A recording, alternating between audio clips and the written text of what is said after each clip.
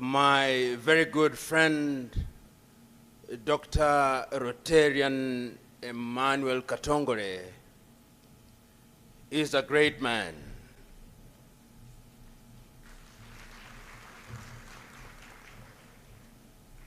He is great because he has, throughout his adult life, chosen to serve humanity. 2 weeks ago,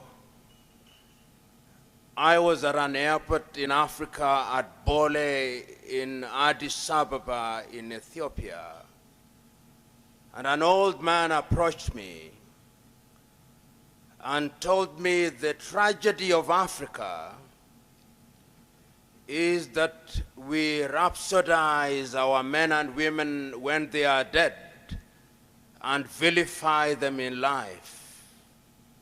Yet wisdom demands that we lionize men and women who have done good when they are alive.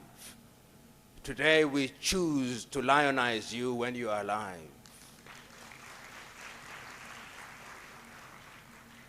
I've had the advantage of listening to the speakers who came before me, and I could very well say that when I listened to the passion and erudition of Dr. PK, he spoke for me.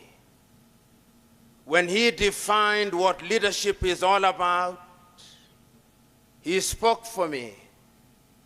And I could very well sit down, but I will not sit down.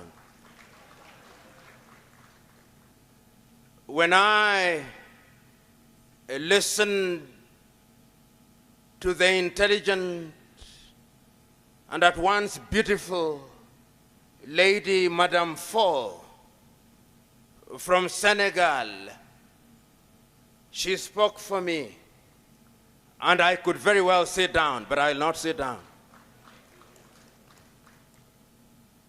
I also had the almost apocalyptic and doomsday scenario painted by Edgar. And for those of you who are digital, you must have assumed for one moment that your life is at an end. I can assure you that there is life beyond Edgar. But there is a sense in which he defined what the world is about.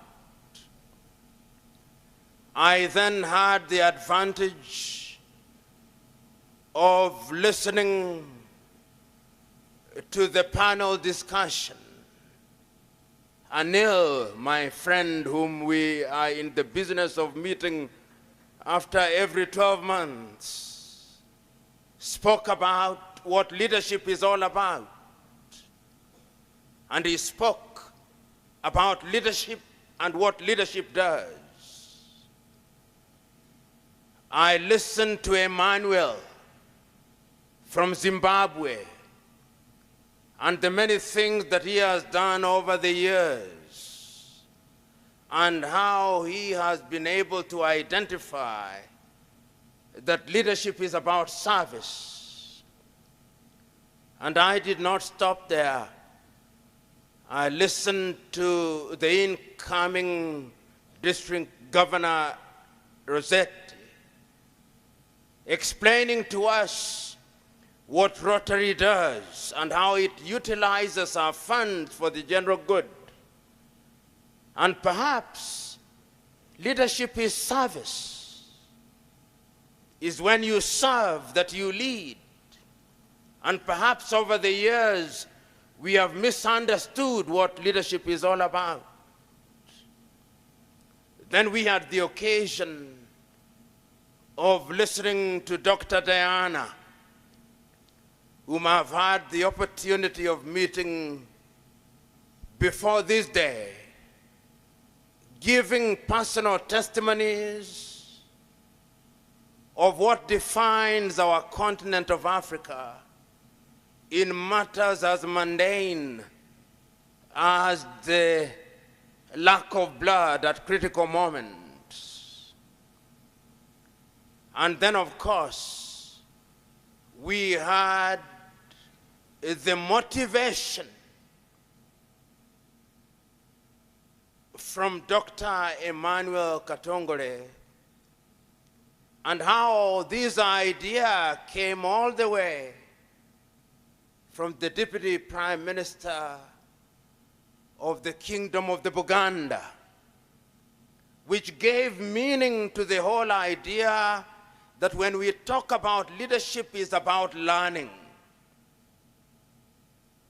We are here, therefore, this evening, sacrificing our time and our money that we may lead through service.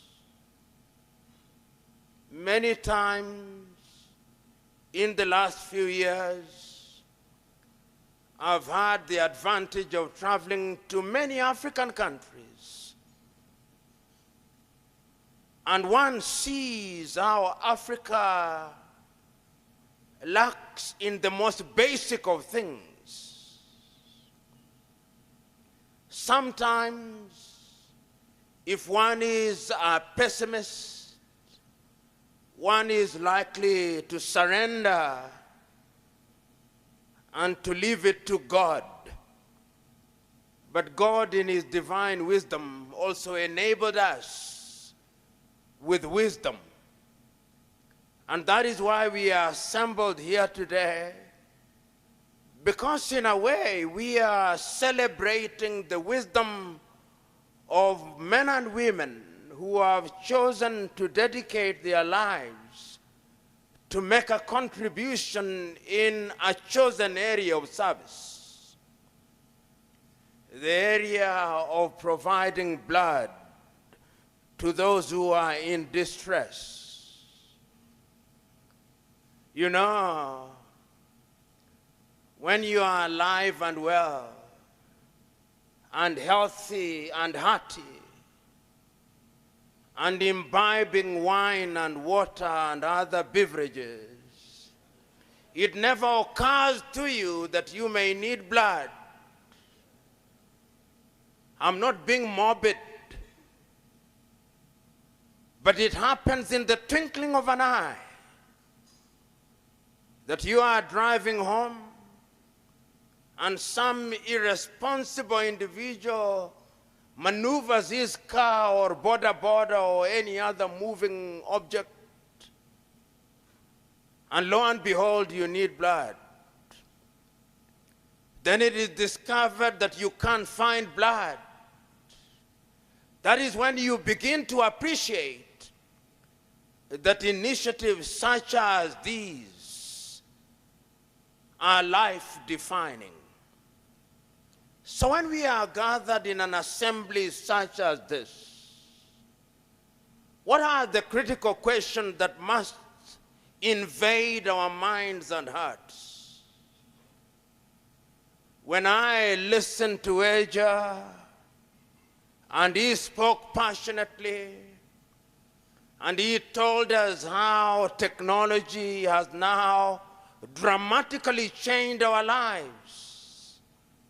And I can't agree with you more, Eja, that indeed it has. I remember so very vividly as a young man when we had a company called Eastman Kodak. And many of you will remember the occasions when some amateur photographer in your school wanted to immortalize your borrowed suits and dresses through a photograph. And you had to pose for your photograph to be taken. And 2 weeks later, the individual would come and say that the photograph burnt.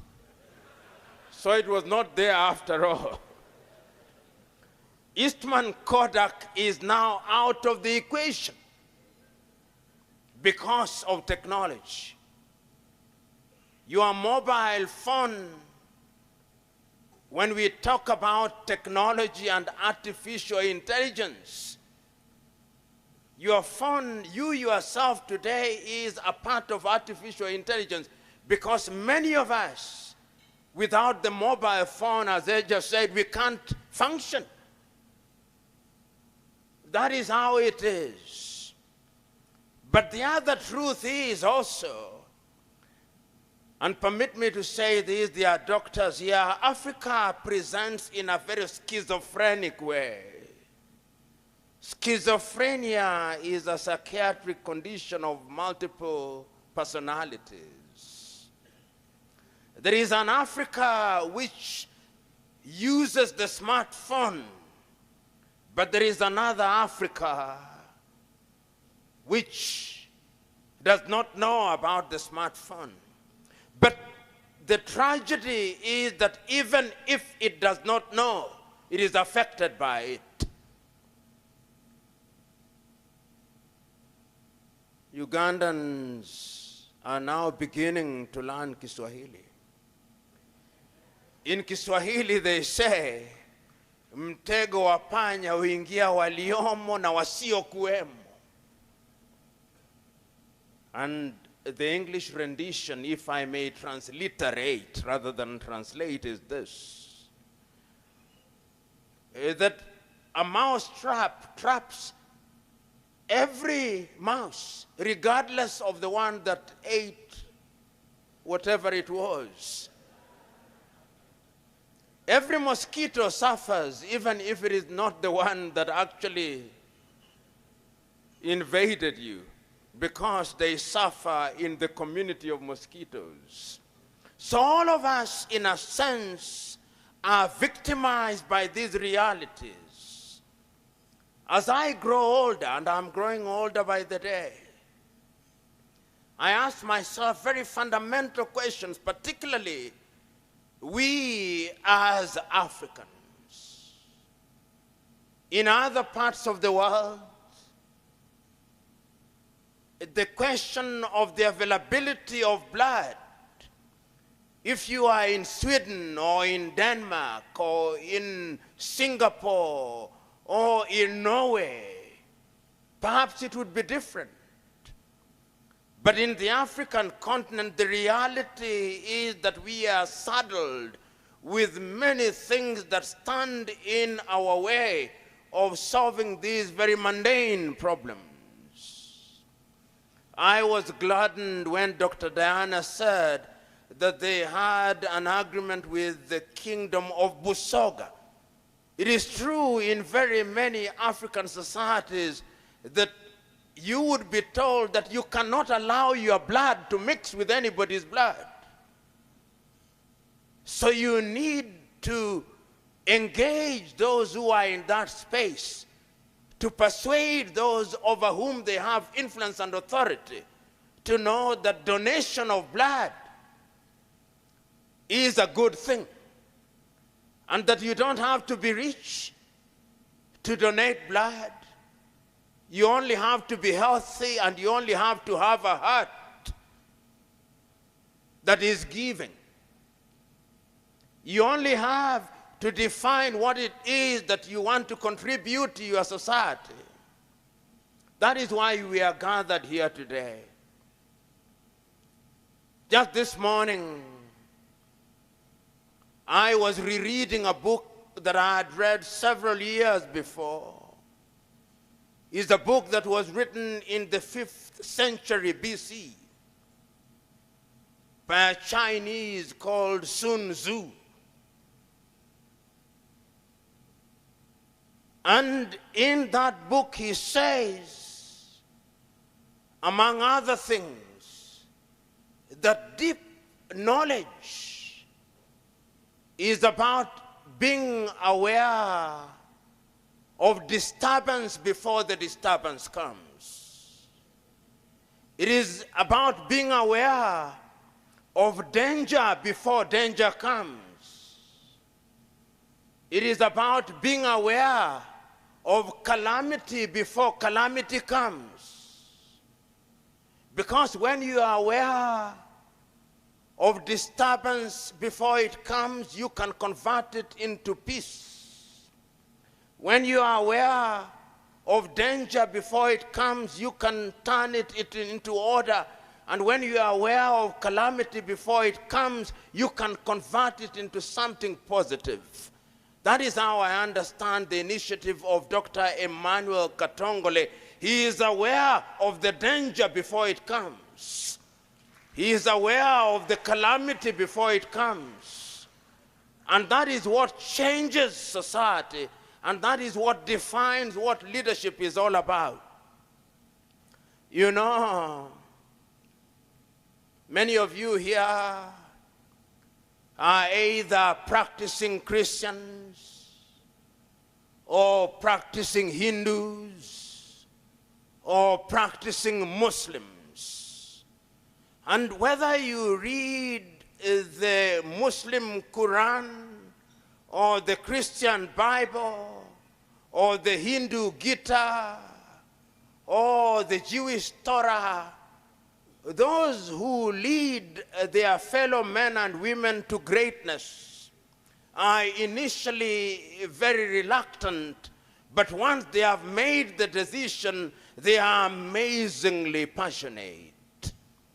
The Muslims who are here, and I believe they are, will remember that confrontation between the Prophet Muhammad and the angel Jibril in the caves. When he is told, read in Arabic, Ikra, and he says, I cannot read. Then he reads, and the world has never been the same again once he started reading. And the moral of that story is that when you start serving, you can never stop serving. And those of you who are Christians will remember that day when the Son of Man at the wedding in Cana is asked by the mother that the wine has run out, and he is reluctant. And then he is persuaded to convert water into wine. And from that day, wine has always been flowing. And those of you who are Hindus, I assume there are some here, in that battle of Kurukshetra, in the conversation between Arjuna and Krishna, when he doubts that he should start the war, immediately he is persuaded the war continues and truth triumphs over good. I'm persuading us in this assembly that we have come here for the purpose of donating to a good cause. If you have any money in your pocket, the wisdom of the occasion not only requires, but demands that you empty your pockets in this assembly. Because you'll be doing it for a good cause. And when I was thinking about this, because as you grow older, you become a little more introspective, you cease to be prescriptive, and you ask certain fundamentals, and you go back to history. And I remembered reading about a young man who died at the age of 32 in the month of June in the year 323 BC. Alexander the Great. And history records that on the day that he was dying, he gave the following instructions to his generals, that when he dies, it is only his physicians that should carry his mortal remains. Number 2, that all the wealth that he had gathered should be strewn on the path where his body would be taken as he's being taken to be interred. And number 3, that he should be buried with his hands wide open. And the generals asked him, why do you give us such strange instructions? And he told them, of my physicians, that it may be known that when death comes, even the best of physicians cannot protect you. Of the second instruction, that the world may know that this wealth that we gather in the world, when we die, it means nothing. And of the third instruction, to tell the world that into the world he came empty-handed, and out of the world he goes empty-handed. And that the moral of his story, that the only thing that we must do is to ensure that we use all that we have in our lifetime to do that which is good for humanity. Today I'm asking and beseeching all of us who are present in this assembly to take counsel from those immortal words and instructions of Alexander the Great. There is wisdom in giving. But remember, I listened to several speeches before I was invited to speak. I also listened to Dr. Barton, a Canadian, born in Mengo, Uganda, in 1962. He is away outside of Uganda. But he has not severed the umbilical cord between him and Uganda. So that when he was sought and found by Dr. Emmanuel Katongole, he was able to remember that he was here in Uganda, and by that reason only, he has made a contribution to this cause. If one such as that, who is not aboriginally Ugandan or aboriginally African, can make such a contribution, why should you not make a contribution this evening? You know, we are talking about 100,000 United States dollars. For some of us, we need a lottery to win 100,000 United States dollars. But I'm acutely aware that in this assembly, there is Stanbic, which was founded several years ago. Stanbic, I'm aware that you've made contributions before, but wisdom not only requires, but demands that you improve your contribution. I beseech you, O Stanbic. I am also aware that there is an organization called ABSA with which I bank. Until very recently, it was Barclays. Oh, ABSA. Having turned from blue to red, let it be demonstrated to us how red you are. If only in this assembly you could come out and say, 100,000 United States dollars, what is that? That is pocket change. Emmanuel Katongole and your team, behold, 100,000. Your profits would grow exponentially. If only exponentially is a word that was used generously by Asia. MTN. Oh, you who, when we sit here under our tables, you are earning your money because you are sending SMSs and WhatsApp and all that other thing. Oh, MTN. If you could do that which you must, we would not be here for another minute.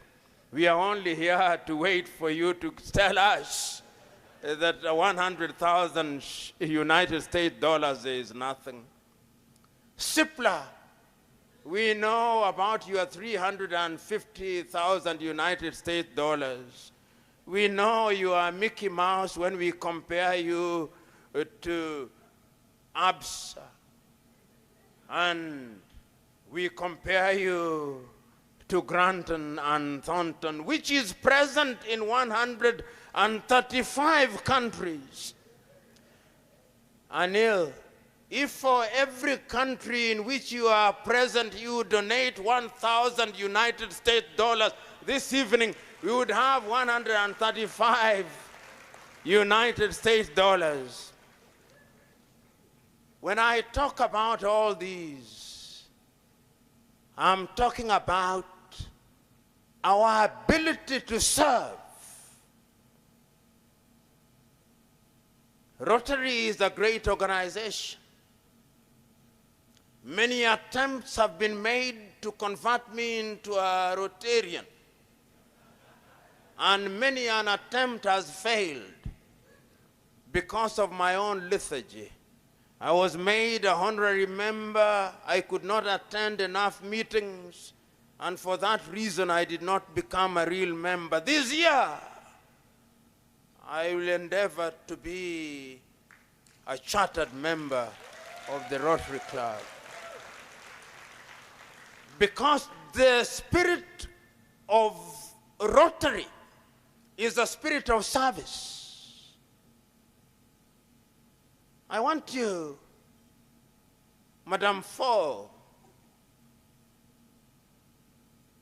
in our own inimitable way, ask you to pause for 1 minute and to search your hearts and to ask yourselves what your values are.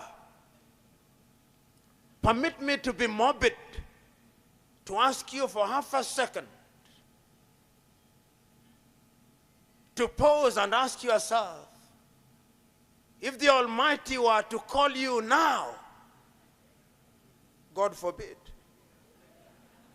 what would you say that you have done to humanity? Just for a minute. How would we eulogize you? Would you simply say that you are born on the 28th of some month of some year, and that you lived and that you died, and that the only two certificates you have are the birth and the death? Or that in between those certificates you have changed the lives of others? Dr. PK, I hope you are still in the assembly.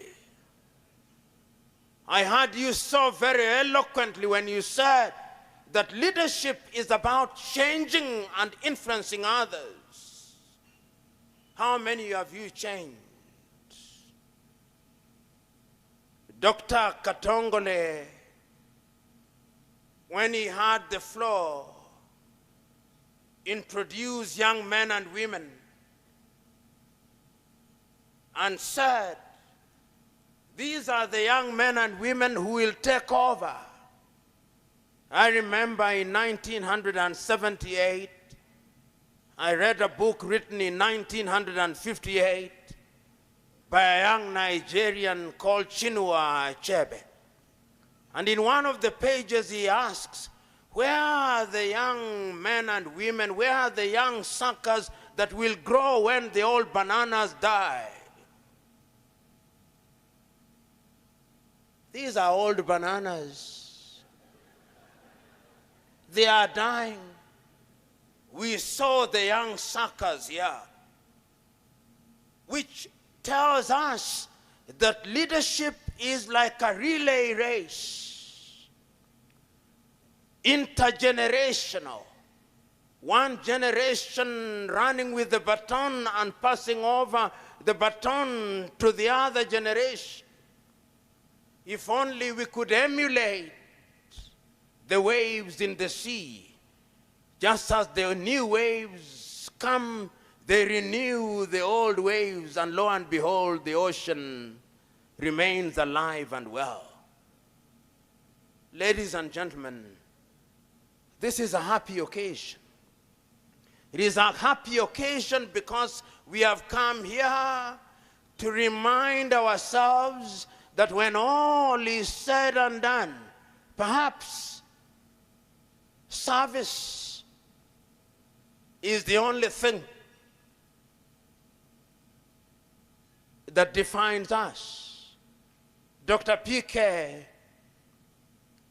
you said it so very eloquently and very passionately that when the chips are down, we'll ask not how many cars you drove, We'll ask not whether you are wearing designer suits from Giorgio or Armani. We'll ask not which perfume you wore from Bulgaria. We'll ask, whom did you serve and which lives did you change? That is what leadership is all about.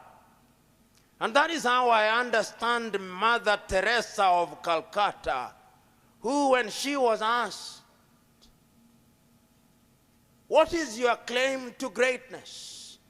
And she said, if I'm great at all, my only claim to greatness is that when I entered into a dark room, I wondered not why it was dark, but I lit a candle that it may contribute to destroying the darkness. Today, I'm asking you to take personal responsibility. If we live in darkness, light your candle. And in your own space, lo and behold, there will be light. I also remember those immortal words of the great American Ralph Waldo Emerson, who, when asked, how can we make the world clean? He said, lo and behold, the world can be clean if every man and woman were to sweep his front yard. Today I'm asking you, ask not why the world is not clean. Sweep your front yard and ask your neighbor to sweep their front yard, and lo and behold, the world will be clean. We are talking about blood.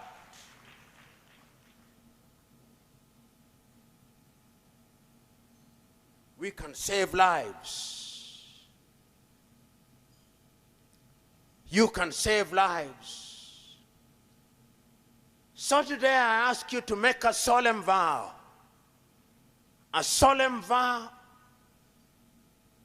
like Emmanuel from Zimbabwe has made a solemn vow that every 4 months he eats well as he should and he donates blood. I can assure you that when you donate blood, blood will regenerate,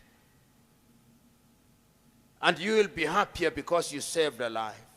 So go out there into the world and do not philosophize about leadership. Do not moralize about leadership. Do not intellectualize about leadership, because leadership philosophized is not leadership. Leadership moralized is not leadership. Leadership intellectualized is not leadership. Leadership that is acted, leadership that is defined by service, that is leadership. So go out there and serve. God bless you.